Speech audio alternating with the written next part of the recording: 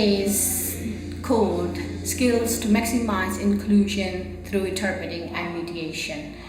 And it's continuation of another project we ran 2013 to 2015 called Language Interpreting Training, a Stepping Stone to Work.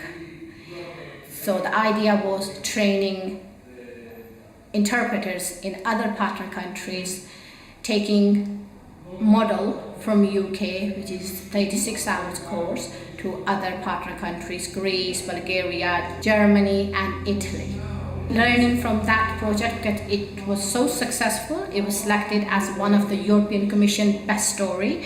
We wanted to expand on this with two elements in this project. One, to have trained interpreters, and other to have culture mediators, because in some European countries they use culture mediators to facilitate the communication between migrants or refugees and the professionals. To develop a blended learning platform, so a course for interpreting and cultural mediation that blends face-to-face learning and online learning to make a new resource for interpreters to really engage with this topic, to experience cultural mediation through video repository, but also through exercises and face-to-face learning with a trainer themselves.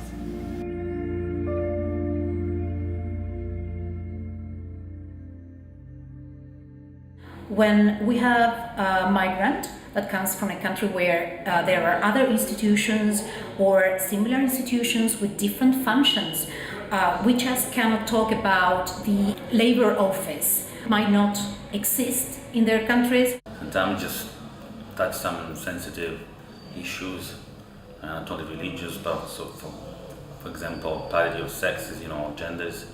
So of course it's quite difficult sometimes to work with interpreters. Also for the case, I'll give you an example, if you're just interpreting and assisting someone who's Muslim, you will never actually get assistance from a female interpreter, so they always ask for the male interpreter.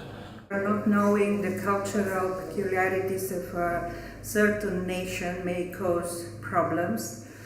And these situations are mainly connected to using different gestures in different countries. It could be considered as very impolite, while in southern nations especially, it is absolutely a common way of introducing, even meeting an unknown person. Large misunderstandings between people in light situations, but also in serious situations. Think about in a hospital or in a courtroom where there's a misunderstanding, a misdiagnosis of an illness or a misjudgment on a case. It might get just into a superficial word-based interpretation, concentrated only on terms, but not on what is behind of what we are saying. If authorities have the wrong idea or not have correct information you've been given from the client and you do not pass it on correctly in those circumstances, consequences could be disaster. The main result is that there's two parts who get misinformed and it comes to a great cost, of course, for the migrant, the refugee, who might not understand the situation correctly.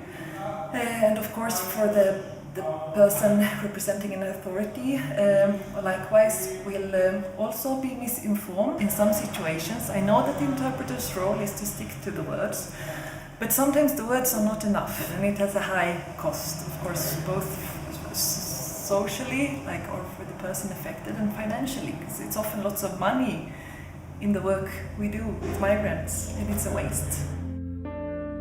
Huge things that a cultural mediator can improve can play as the literal mediator between these kind of issues.